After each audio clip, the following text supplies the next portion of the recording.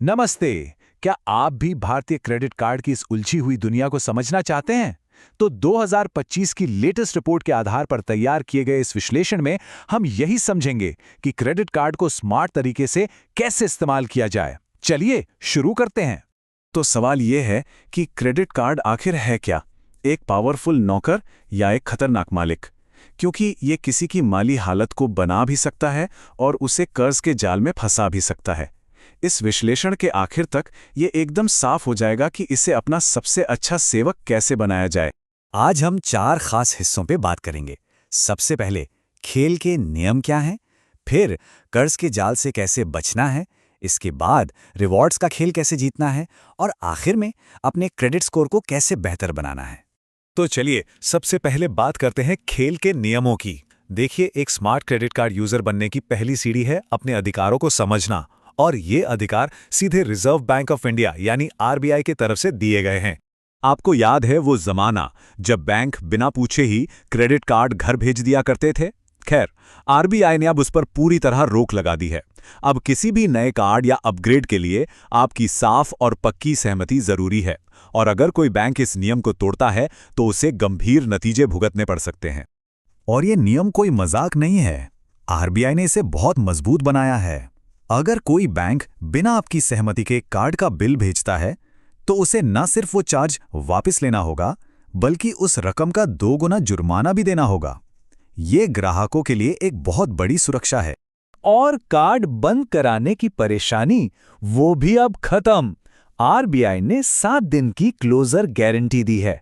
मतलब अगर आपके सारे बकाए चुकाने के 7 वर्किंग डेज के अंदर कार्ड बंद नहीं होता, तो बैंक को देरी के हर दिन के लिए आपको 500 रुपए देने होंगे। चलिए अब आते हैं सबसे जरूरी हिस्से पर, कर्ज के जाल से कैसे बचें।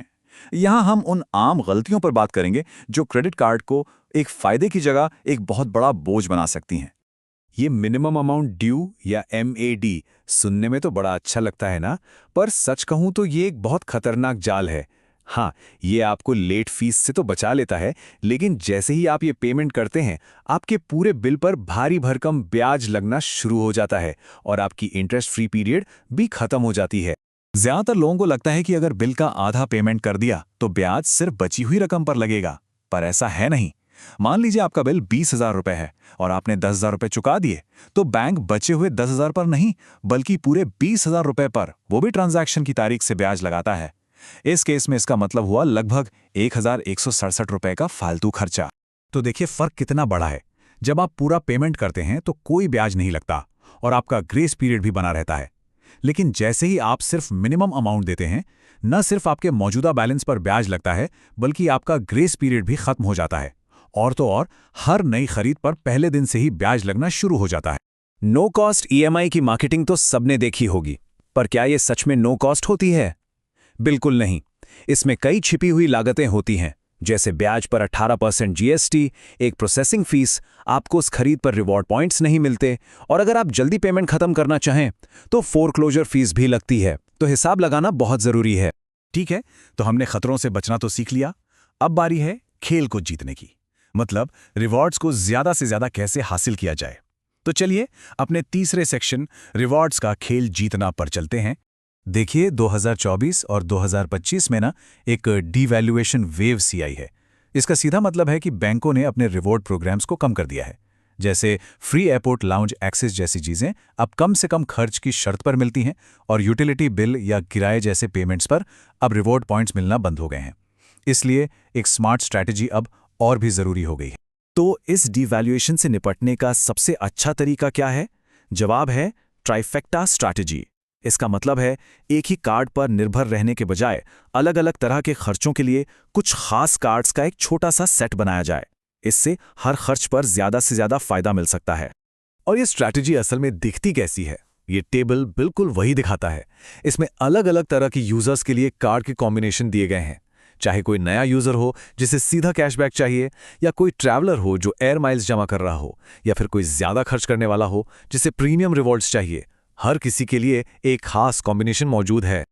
अब आते हैं हमारे आखिरी लेकिन शायद सबसे इंपॉर्टेंट सेक्शन पर, अपने क्रेडिट स्कोर में महारत हासिल करना। क्रेडिट कार्ड आपके सिबिल स्कोर पर बहुत बड़ा असर डाल सकता है। तो आइए देखते हैं कि इसे अपने फायदे के लिए कैसे इस्तेमाल करें। जब सिबिल स्कोर की बात आती है ना, तो हर चीज़ बराबर नहीं होती। इस चार्ट को देखिए, 2 चीज़ें हैं जो सबसे ज़्यादा मैटर करती हैं। आपका पेमेंट हिस्ट्री जो 35% है, और आपका क्रेडिट यूटिलाइजेशन, यानी आप अपनी लिमिट का कितना इस्तेमाल करते हैं, जो 30% है। दोनों मिलाकर आपके स्कोर का 65% हिस्सा तय करते हैं। तो क्रेडिट यूटिलाइजेशन के लिए एक गोल्डन रूल है जिसे कहते हैं 30% का नियम। इसका मतलब है कि हमेशा कोशिश करें कि आप अपनी कुल क्रेडिट लिमिट का 30% से ज़्यादा इस्तेमाल ना करें। अगर आपका इस्तेमाल 70% से ज़्यादा है, तो ये सिबिल के लिए एक रेड फ्लैग हो सकता है। और अब एक प्रो टिप जिसे कहते हैं रिपोर्टिंग डेट हैक। आपका बैंक हर महीने एक फिक्स तारीख को सिबिल को आपका बैलेंस रिपोर्ट करता है। अगर आप उस तारीख से ठीक पहले अपने बिल का एक बड़ा हिस्सा चुका देते हैं, तो सिबिल को एक कम बैलेंस रिपोर्ट होगा। इससे आपका यूटिलाइजेशन रेशियो तुरंत कम हो सकता है और स्कोर भी बढ़ सकता है। एक और गोल्डन रूल, अपना सबसे पुराना क्रेडिट कार्ड कभी भी बंद मत कीजिए। ये आपके क्रेडिट इतिहास की नींव है और इसकी लंबाई आपके स्कोर के लिए बहुत मायने रखती है। अगर उस पर कोई सालाना फीस लगती है, तो उसे बंद करने के बजाय बैंक से उसे एक लाइफ टाइम फ्री कार्ड में डाउनग्रेड करने के लिए कहें। ये एक बेहतर विकल्प है। तो चलिए सब कुछ फटाफट समेट लेते हैं। क्या करना है? हमेशा टोटल ड्यू पेमेंट को ऑटोमेट करें, अपने स्टेटमेंट्स को चेक करें, ज्यादा रिवॉर्ड्स के लिए बैंक पोर्टल्स का इस्तेमाल करें, और क्या बिल्कुल नहीं करना है? कभी भी एटीएम से कैश ना निकालें, सिर्फ मिनिमम अमाउंट पे ना करें और पॉइंट्स को बेकार जमा करके ना रखें। समय पर इस्तेमाल करें। और अंत में बस एक सोच, एक मानसिकता जो सब कुछ बदल सकती है। क्रेडिट कार्ड को एक्स्ट्रा पैसा मत समझिए, बल्कि इसे अपने बैंक अकाउंट का ही एक दूसरा रूप मानिए। हर स्वाइप को एक डेबिट की तरह देखिए। अगर अकाउंट में पैसे नहीं हैं, तो स्वाइप मत कीजिए। ये सबसे आसान और सबसे असरदार नियम है। तो अब नियम आपके पास हैं, स्ट्रैटेजी भी आपके पास है। सवाल बस ये है कि क्या आप इस जानकारी का इस्तेमाल करके अपने क्रेडिट कार्ड को अपने लिए काम करने वाला एक पावरफुल टूल बनाने के लिए तैयार हैं? कंट्रोल अब आपके अपने हाथों में है।